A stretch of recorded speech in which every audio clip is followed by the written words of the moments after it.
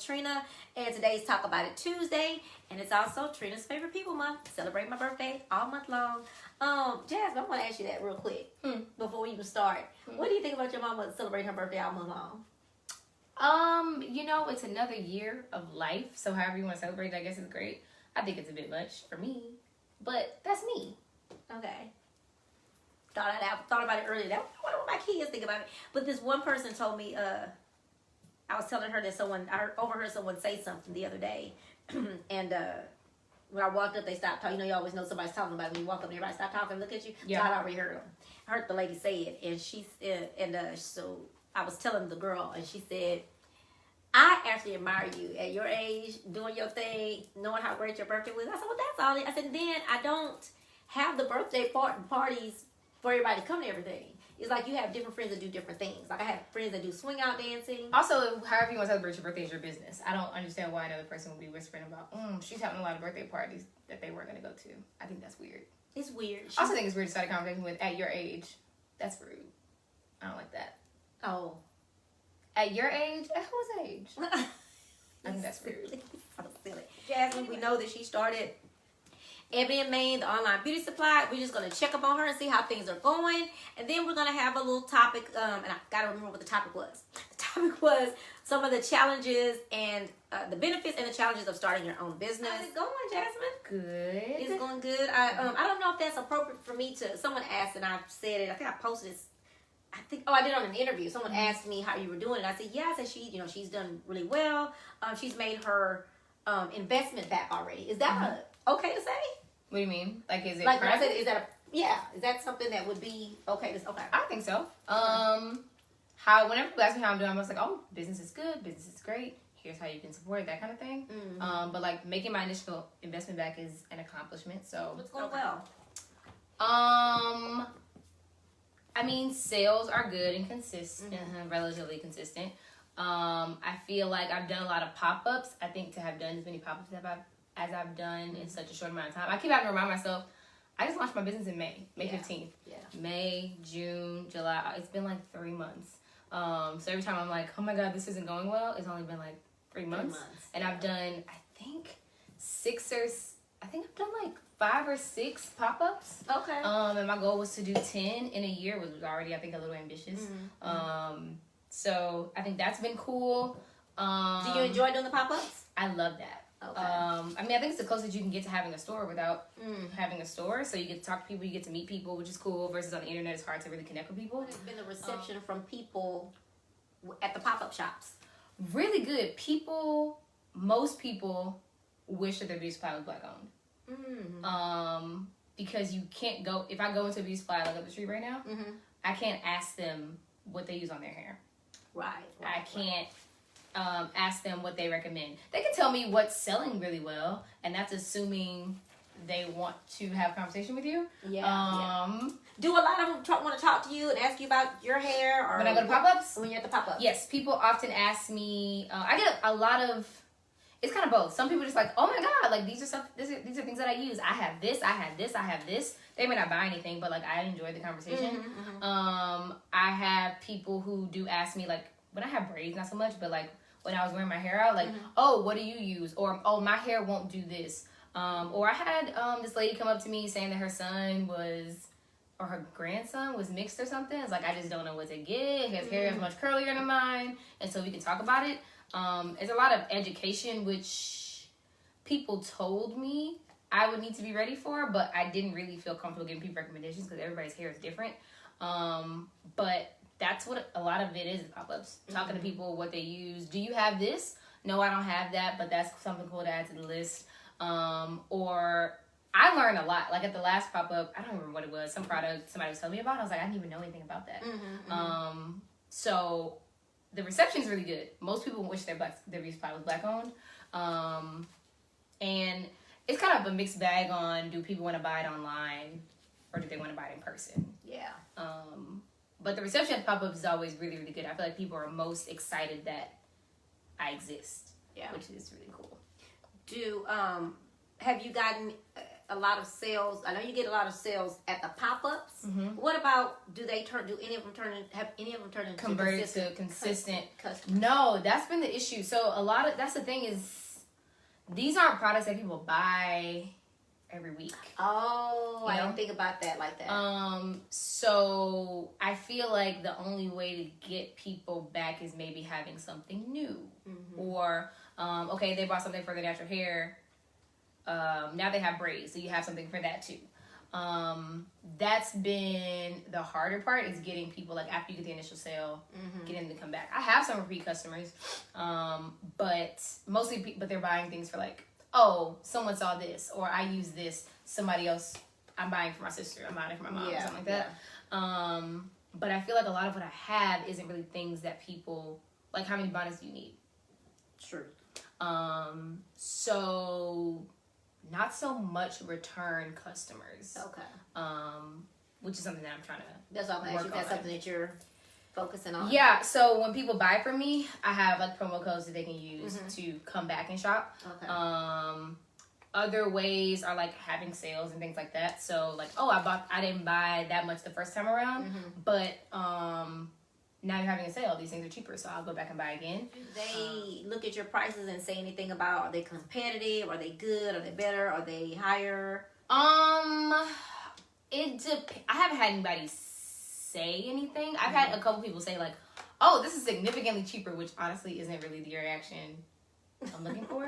Pricing is hard. I'm really regretting not taking the pricing class when I was an undergrad, but the prices are competitive with the market, but that's the thing about small businesses, is most of our prices are going to be a little more expensive. I'm not Target. Yeah. I can't buy 600 cases of one item and still make a profit, right? So I might be buying a quantity of 12, and I have to pay the same amount that Target has to pay for each of those products. You know what I mean? Yeah. They can afford to make $1 or $2 off each product. Yeah. I can't afford to make $1 or $2 off each product. So I think with other small beauty supply stores, other black-owned ones, all of our prices are kind of similar. Okay. But it is going to be a little bit higher than your beauty supply store, because they're not Target, but those communities have a lot of disposable income, and they can buy. They can go drop $500 at their vendor. So the black-owned places, any small business, their prices are always higher because we're paying more money up front, and we have to make the profit back. Yeah. So I think it's competitive with small businesses. It's like maybe $1 or $2 more than like a Target. Okay. Maybe $1 or $2 more or less than your local beauty supply. But I haven't really gotten a lot of like negative feedback about it. Okay. There have been a couple things people like, oh, this is... So Mael, which is like a really big black-owned natural hair brand, Talia Wajid, The Main Choice, those are like pricier products. Now beauty supply stores charge a lot for those. Oh, okay. I charge what Target charges for those. So I have people say, oh, this is cheaper than like the local beauty supply. So Target and I mean the beauty supplies are higher. Like we go to the beauty shop, there's some products that are much higher. It depends on what it is. Oh. So let's say you can get a rat tail comb from beauty supply store for like 50 cents, maybe $1. You can get a rat tail comb at Target for like $5. Oh, okay. But these like specific niche products, Shea Moisture, The Main Choice, Mael Organics, those cost more at small beauty supplies.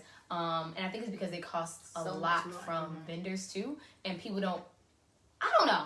I'd be curious to hear what other people have to say. I don't buy Shea Moisture at the beauty supply. I don't buy those brands beauty supply. I'm going to the beauty supply for Cream of Nature, for combs, for bonnets, for brushes, for like the more affordable brands. I don't go there for my expensive stuff. I go to like Target for that. So it really just kind of depends. I think what's cool about my store and other black-owned beauty supplies that I know is like we carry all of that, and the pricing all makes sense. Versus you can get some combs cheaper at the local beauty supply, but your Shea Moisture is going to probably run you $15 a pop when it should cost you $12. That makes sense? It does. It does. The main challenge for me is getting product. You witnessed firsthand me go to a vendor. And she asked me, she was like, oh, you can't get wholesale pricing unless you own a beauty supply store. I said, I do. She's like, you own a beauty supply store? Yes. You own a beauty supply store? Yes. That is almost always a challenge. Really? Why don't they believe you right off the bat? Because they gatekeep. Oh, you said that before. Their community runs this industry, always has.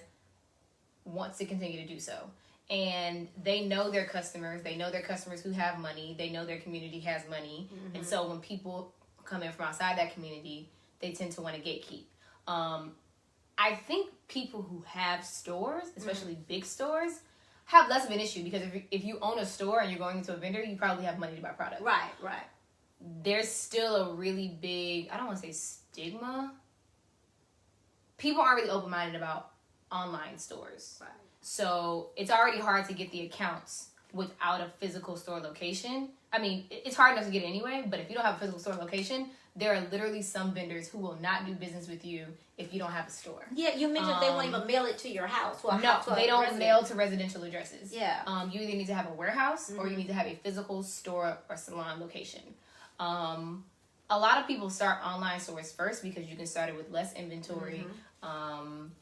You start with less inventory and no overhead costs and still kind of serve your customers. To only give to people who have a store assumes that that's just an opportunity available to everybody, and it's just not. And there's really no reason not to. Why is it anybody's business that I run a business out of my house? Why does me running my business out of my house make it less legitimate than so-and-so who has a big store? So that's been an issue. That's a big issue. Getting products. So most of the minimums are $500. So they want you to spend $500 worth of product in one place. Now, depending on where we were, I was gonna buy stuff out of there, but I didn't need $400 worth of product out of that one place. Because it's also really good to diversify your vendors, because if that one place is out of stock next week. True. Just like your bonnet lady. I had to go scour the interwebs to find a bunch of these other products because the girl that I had been using, who was local, she's opening up a location, so she had to pause selling us. But one barrier to entry is the minimums to order are sometimes $500, but most of the time $1,000 to $5,000 they want you to spend on your first order, on one order, in order to do business with them. Wow. Which is cute. If you have a store, you can easily spend $1,000 worth of product. Now, I don't know that you want to spend $1,000 to $5,000 in one place. One spot. But and there's one vendor here in Houston that I would love to use. And I probably could easily spend $500 there. But you gotta make money to spend that kind of money. It didn't make sense for me to have product here and then also go spend $500 on additional product. And that's the other issue is do I use my money to buy more products? Do I use it to replenish what people are buying? Do I use it to diversify what I have to get more customers? Those are the kind of decisions you have to make. I don't think any of those are the wrong choice. It's just what choice to make. What do you do when you have someone that does want to buy from you but you don't have what they have? What is your best advice for them? There is no advice to be given to that. If you go to Target and you're looking for a Paul Mitchell conditioner and they don't have it, you leave, you go find somewhere else. Okay. I don't have an issue with telling you I don't have that. Yeah. I add it to my list, but part of the reason why dealing with one-on-one requests for products is difficult is because I can't just walk into the vendor and go pick up what you're looking for one person. Now, I do like when people tell me what they're looking for because that's important to me. So when I do go make one big order, I can consider all of those things. Okay. But I would buy from you, but you don't have, I don't know, this one conditioner I'm looking for. I would love your support, but it doesn't make sense for me to. Not that it doesn't make sense. I literally can't just walk into a vendor hey, this girl wants this Cream of Nature shampoo. It's not that simple. Gotcha. So I like to get the idea so that when I do make big orders and I do want to buy something different. For instance, there's this brand I carry, African Pride. I have a shampoo and a conditioner, the basics from them. But people were asking for the pre-shampoo. I didn't have it for the first couple months, but when I went back to replenish, I remembered, I grabbed that new thing. Gotcha. But if someone comes to me and they want to buy something I don't have, I just tell them I don't have it. And I often tell them but I know they sell that here. So you're more than welcome to do that.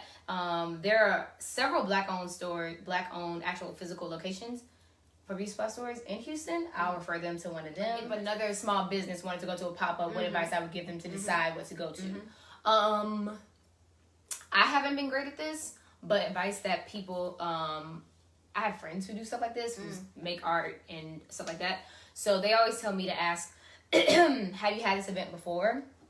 How many people are you expecting? Or if they're selling tickets, how many tickets have you sold? And and then you kind of have to decide if that's best for your business. So there's one that I want to go to, but they're not expecting that many people.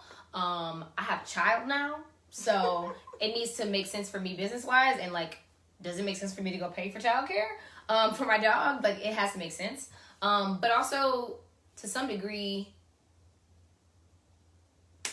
getting your face out there is important, but also, is it worth it to pay? Some people are charging like $100 for a vendor event, which is absolutely absurd. I would just like to make a note. If you're having an event or you have vendors there, the focus should be making money off your event. Your sole income from the event shouldn't be from off the backs of small businesses. You can't say like, oh, come out and vend. We really want to help you find customers, but you're making the most of your money from this event. You're charging $5 to get in, and you only got 50 people coming in here, but each of your vendors paid $100 to get here. Gotcha. You made your money. You made your money off the backs of the small businesses that you said you were ready to support. Think about it like that. And I think it might be a naive way to think about it, but like, hey, I'm hosting this event. It's gonna be a really cool opportunity for you to get exposure. Yeah, right. It'll be $100 for you to come. 50 people came to this event, and you had 30 vendors who each paid you $100 each. Wow.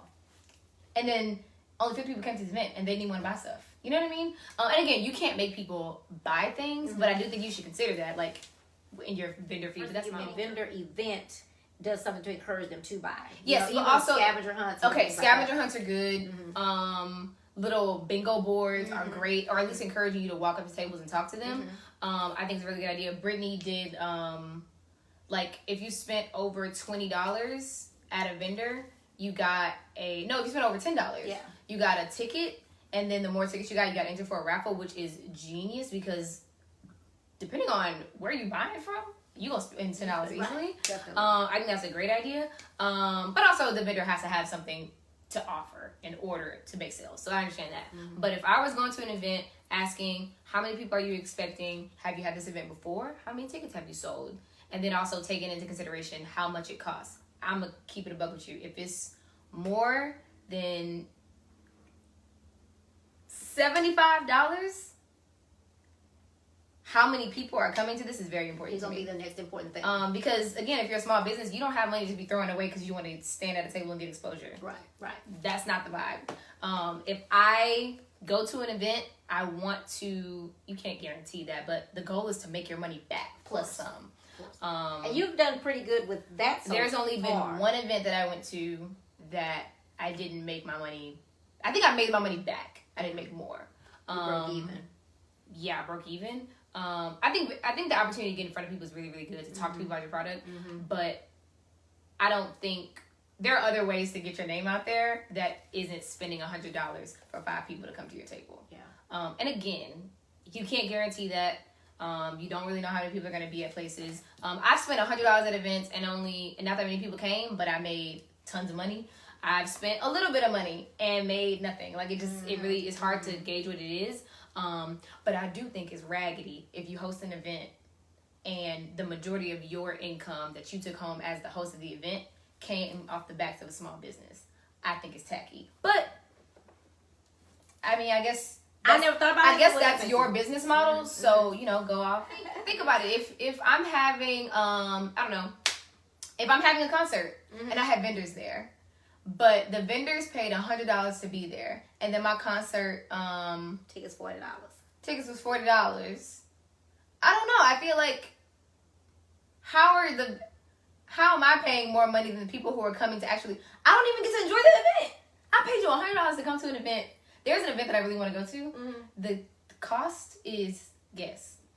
The cost for me to have a table. $255 American United States dollars.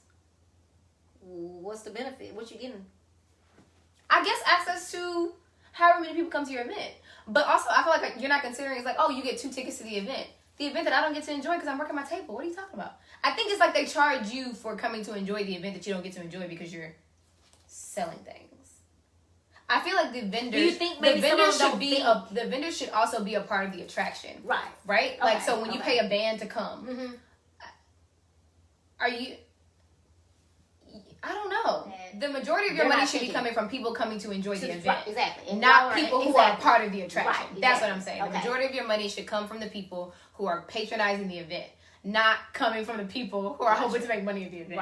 Right. Because we're gonna make our money, and he is so. I chilling. think their goal is to like. People who host the event want to make sure they make their money regardless. Yeah. I don't like you making your money off Off me you, and yeah. then marketing it as this great opportunity for you. Any of the But I vendors wonder- ask you to have masks or ask, are you vaccinated? No one's asked me if I was vaccinated, but the event I went to 2 weeks ago, they required a mask. The other events I went to didn't, but it was like when we thought we were past COVID, so nobody was worried about it. But this most recent event that I went to, not last week, but the week before that, they required masks. Okay. I haven't been to an event where they required a vaccine. Okay. I have not. What would you feel about if a restaurant if restaurants started asking those questions or movies started asking those questions? Would you feel that privacy is an issue? If they're asking me about it personally, I'm vaccinated, so you can ask me whatever you want to. I just wanted to be outside, so I got vaccinated. And I feel like if the issue here is like we want to have the right to not get vaccinated, I love that for you. But I have the right to ask you, and then you have the right not to be here, and you have the right to get back in your car and go wherever you came from. I feel like if you're trying to keep your employees safe, then go for it. But I feel like people who like, oh, we have the right to not get vaccinated, forget that it works both ways. Yeah, you have the right not to be vaccinated. I have the right as a business owner, because it's private property, not to allow you in here because you don't have a vaccine. Those rights work both ways. And it seems people forget that yeah, part. Definitely. Okay. Most people don't know their rights, so there's that. Oh, I have the right to be at Target. This is private property. You actually have zero rights here. You don't have rights on people's private property. I don't know if people know that. I don't think people know that. I don't think people think of Target and stores as that. As private property. They think Yeah. it's public because it's a public place. Yeah. You don't have any rights on these people's property. Yeah. So I feel like if people are trying to keep their employees safe. I also kind of think it might make sense to like, well, is everyone here vaccinated? I think that's a fair question. Yeah. Because imagine like you're required to wear a mask here, and then you walk in there and anybody got a mask on. It's one of her newer products that I'm fascinated with. I still don't get this, but it's a braid bonnet. Braid bonnet. Or twist. Or locks, actually. I actually took a picture in mine. You never did do your reels with this, huh? Long story. My phone ran out of memory when I was recording it. That's another challenge. Oh. Social media is hard. Wow. It's really hard to get content, and then your phone will die. Or you have to re-record it 5 times. Or you run out of memory. And people who run my business, they know. Y'all know. I don't have braids, but anyway, it's really nice. I'm gonna get up a little closer, see how it's really soft. It's actually just like the regular bonnet, but it holds your braids in, and you don't have to ball up your braids. And of course, she got them as I was getting my braids out. But this is one. How much is this? Can we say? 10. This one's 10. I think that's true. Okay, and is that the one of the regular bonnets?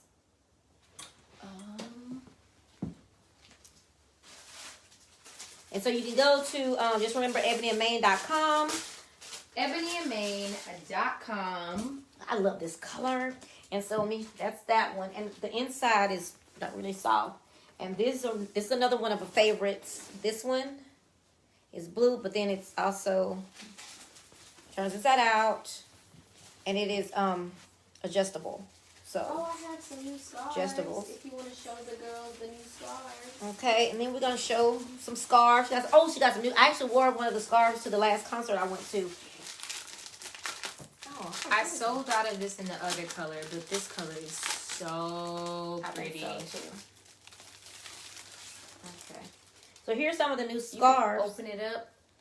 You can see get your QVC on. All right, how we get it on? And like, you can show.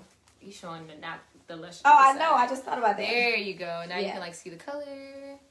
It's soft.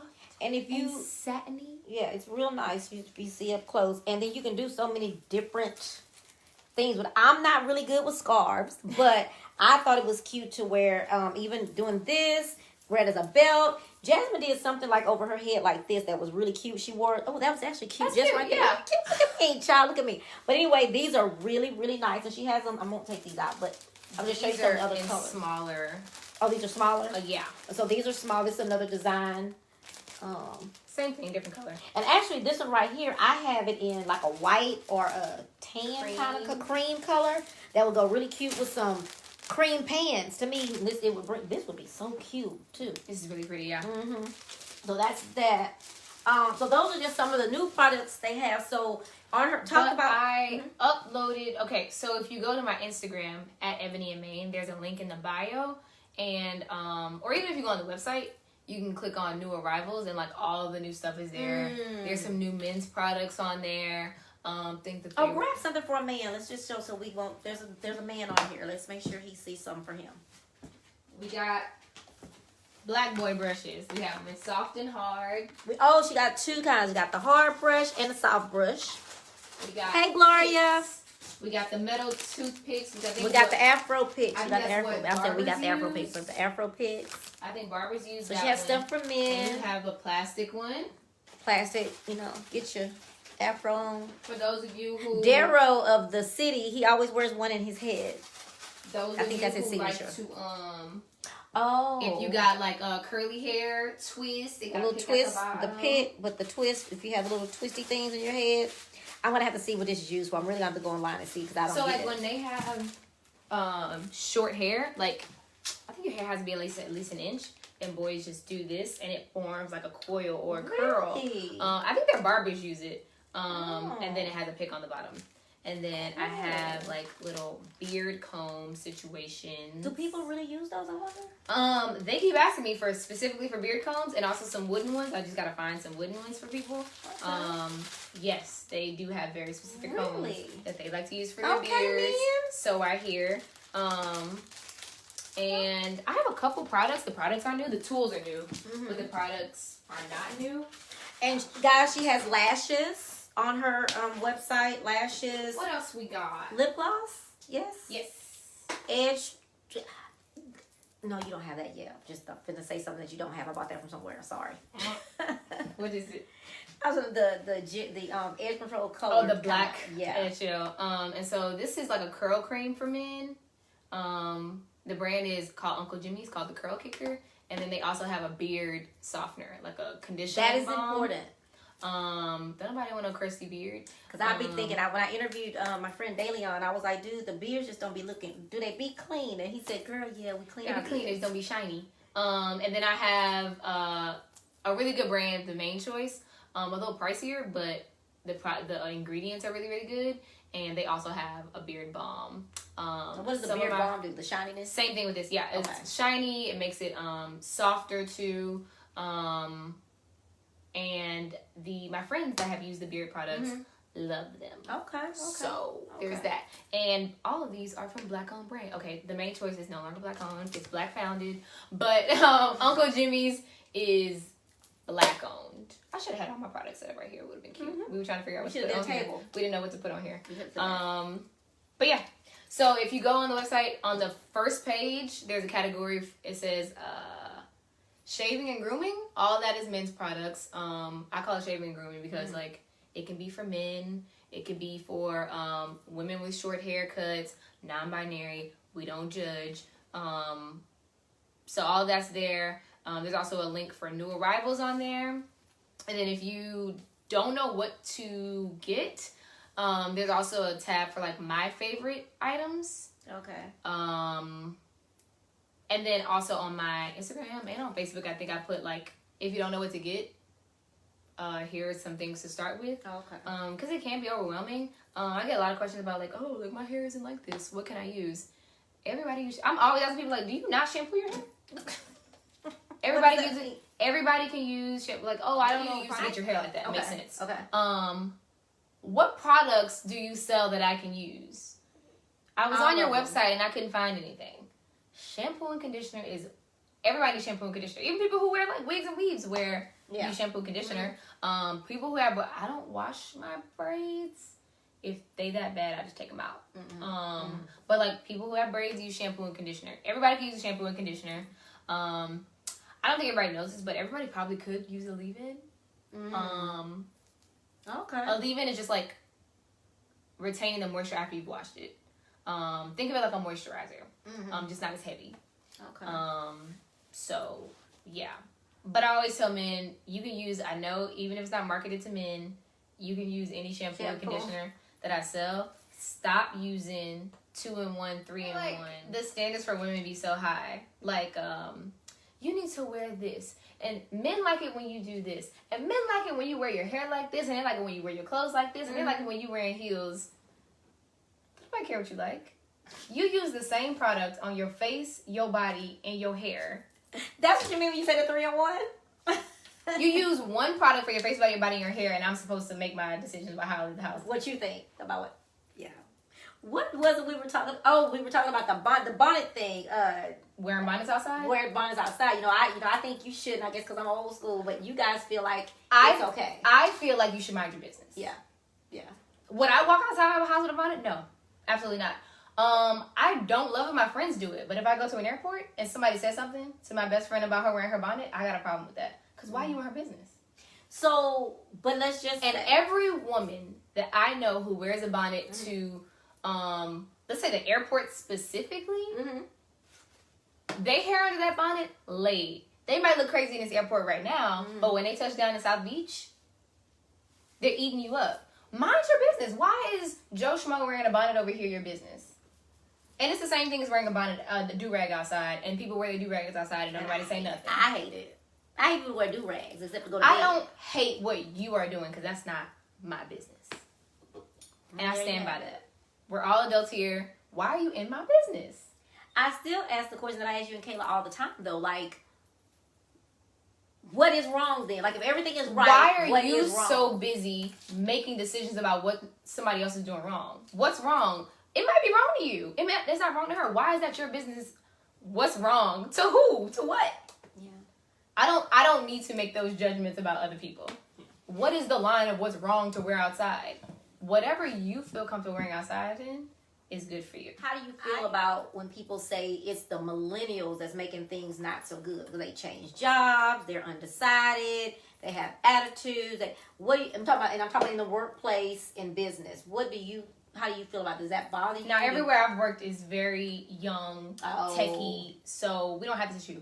But I will say, I could be biased, millennials are making things a lot better for you all. You used to have to grab your briefcase and walk up to your local business office and ask for a job application. We gave you the internet. So cut it out. You all were running your business in a very archaic way that was no longer working for you. In the pandemic, you would have failed. We gave you the internet. We taught you how to do things easier. The problem is people are also, when we think about PTO, flexible PTO. Millennials gave you flexible PTO because we don't want to be slaving away because y'all weren't happy. Our parents didn't like their jobs. So almost like these things are changing because this workspace is different and they're just things that we don't want to do. I had somebody I'm a recruiter and I had a hiring manager be like, well, I just feel like this man said that he wanted a stable job. That was the truth. Why do you want this job? Because my girlfriend told me I need a big boy job and this is a big boy job. She was like, I just don't like that answer. He was like, I want a place that I can settle forever. Right. And she was like, I just didn't like that answer. People don't want to work places for 10, 20 years anymore. So for him to say that. It is a standard, especially in tech, to work somewhere for 3 years. You're going to max out your pay there and then you're going to move on to the next company. So to have somewhere that you want to stay forever is new. Millennials are giving you all the option to leave jobs you don't like. And I know your generation can't wrap their minds around leaving a job you don't like to go to something else. Yeah.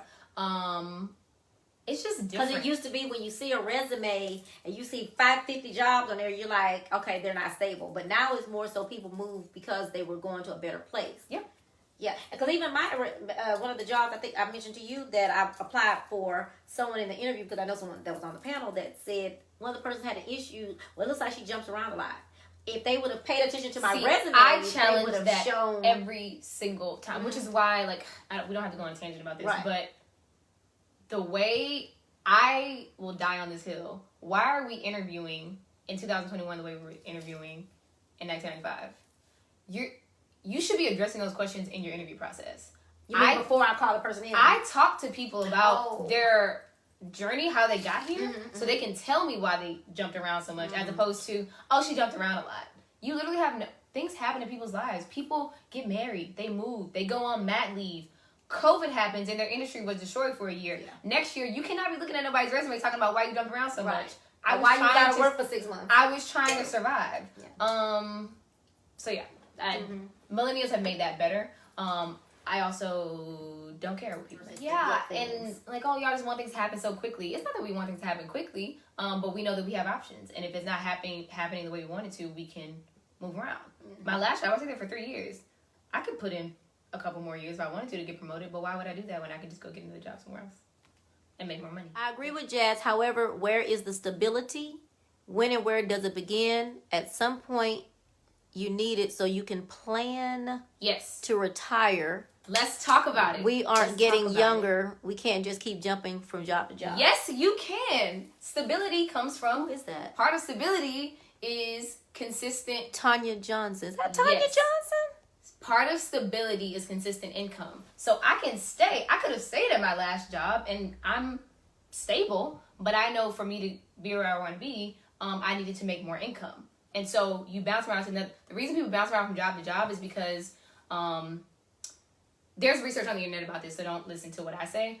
But you can only make so much in a certain role. So let's say you start a job. You'll probably get like a decent raise, maybe like a 5% raise in that first year if you're doing well. Maybe 3%. After 2 years, you've probably maxed out on your amount that you can get a raise. Mm-hmm. So you can stay there and be stable at this same job, or you can go move to the next phase of your career and level up your pay, if that's something you're looking to. Mm-hmm. It doesn't make sense to stay in a role where you're stagnant. You can't grow financially. You also can't grow like professionally for the sense of stability. I can't retire on what I was making before. Mm-hmm. And so I am planning for my future. My future requires an increase in income. An increase in income almost always, if you have been at your place of employment for 3 years, the biggest increase, they can give you a raise. Mm-hmm. The biggest increase in income is leaving your job. I could have gotten, in my previous roles, and this is most people, another like 3 to 5% raise. Mm-hmm. My next role was a $20,000 raise. Right. If you want to make more money and plan for your future, you got to do that. Now, there are some people who like consistency. I like doing the same thing every day. I like knowing what my problems are going to be. I know how to solve these problems. I know how to do good at this job. And I can chip away at this for the next decade of my life. I don't think there's anything wrong with that. My generation, most people that I know, that is not our bag.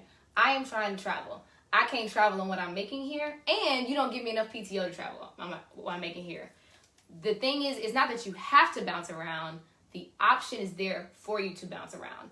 I am more stable now because I have moved through my career. Right. And the things that I've learned each time have helped me to level up every time. Yeah. I don't think there's anything wrong with staying somewhere for 20 years. Yeah. But if you stay there for more than 3 years, you are not going to get a significant raise. If you're cool with that, I think that's fine. Yeah. But I don't think there's anything wrong with looking for something else. And because even for me, I would get bored, or sometimes you get what is that word we use? Burnout. You burn out. Yeah. So when I left Target, I was in retail management. I was running around doing physical labor all day. I was like, I need to slow down. I can't do. Most people leave retail because they can't do it forever. It's really exhausting.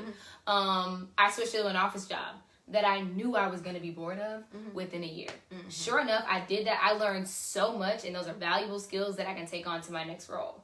Again, if you want to stay there forever and you're happy and you feel fulfilled, I know like my current role, I'm not itching to, I've only been here a year. I'm not itching to get out of it. It offers me some flexibility to where I can run my business on the side. I can run my business for free. So I can do those things, but I don't think we should turn our nose up at like people who are like, my boss is driving me absolutely crazy and I would like sanity. You deserve sanity. You can leave that job. Yeah. These people will replace you tomorrow. I have had people who leave a job and like, oh my God, we give you this big kumbaya going off party. Before you even turn in your resignation letter, Jasmine has already been told to start looking for your replacement. Yeah. These people are only loyal to you to the extent that you do good work. And I think that's fine.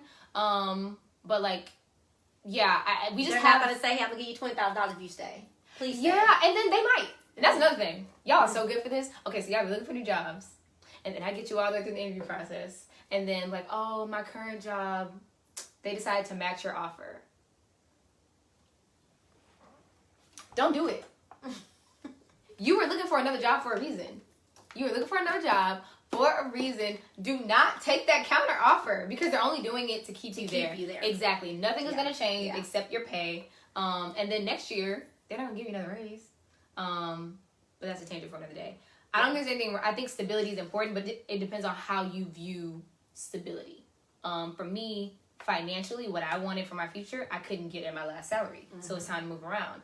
And the work that I'm doing now, I'm doing good work. And if 2 years down the road, I don't feel like I'm being compensated for doing good work, then I'll move around again. And a sidebar is that it was a job, the job that you're doing now, that's the job that you wanted there, at least a year? Right, I'm building up to something. Which, I mean, I feel like growth and building up to something and stability don't really match. Mm-hmm. Do you want to be stable or are you trying to grow? Mm-hmm. Stability is cute. Like, I want to be financially stable. I want to be able to, like, handle my bills and stuff. But I don't want to be stagnant. Yeah. Content, definitely, but not stagnant. My only advice is I just feel like now, just do it. Just do it. Like, for everything. Literally for everything. I feel like I don't know what happened. Like, there's a shift sometime last year. So last year, around this time, it was around Black Friday.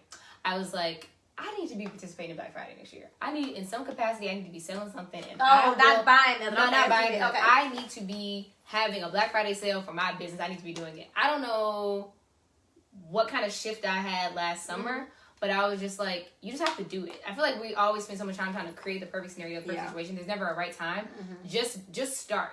Just do something. My big step was like actually saving the money for the business. Just start putting the money away. Mm-hmm. And then I was like, oh my God, I don't know what to buy. I don't know what products to buy. I don't know what products to buy. Just buy something. Make a sale. Start. Just do whatever it is. Like, I feel like last year should have taught us, if nothing, we ain't got time. What I told you the other day, I am wearing whatever I want to wear, wherever I want to wear it, and y'all just gonna get this outfit, and it just is what it is. Because what am I saving my outfits for? Why am I saving money for a business I'm not gonna start? My peers want to do that. Can even imagine doing something for 23 years. We don't want to. Yeah. If you want to, I think that's dope. I think that's great. So that's what you're saying. If you want to do that, that is my thing. That's not what you guys. Yes, but also I can retire, and I have every single one of my companies have had retired. Each package was better than the next, so if I want to retire, I can. I think the options are just different. I mean, obviously, I didn't grow up with you, right? But like, I don't have to work at one place to get your retirement for my retirement. Right. I don't have to do that. Right. I don't have that. Right. I don't have to do that. Also, and you have stock from one. I don't just have my 401k from each of these companies. I also have my stock at Apple. I got my stock at Shopify. Like I think there are other ways to plan for your future now. We have more options. Right. You don't nothing on this earth outside of running my own business that I want to do for 23 years.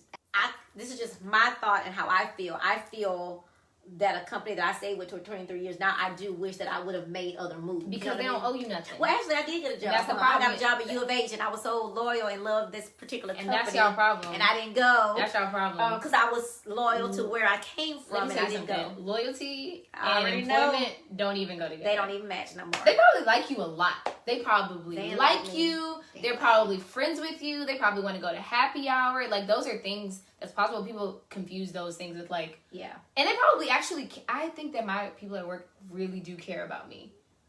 But they also care about work. And if I'm going tomorrow, the work don't get done, so they're going to find somebody else to replace it. These people don't owe you anything. That's why you always need to be looking out for you. And also, you said that we be planning. We don't be planning. If we planning, we're panic planning because what y'all told us would work didn't work. Yeah. Go to school. Get your degree. You're going to get a great job with a lot of money. Yeah. Work for free, they said. Intern for free. I didn't tell you to work for free. They said. But we did y'all told us to intern for free. But he gave you experience. I can't eat that.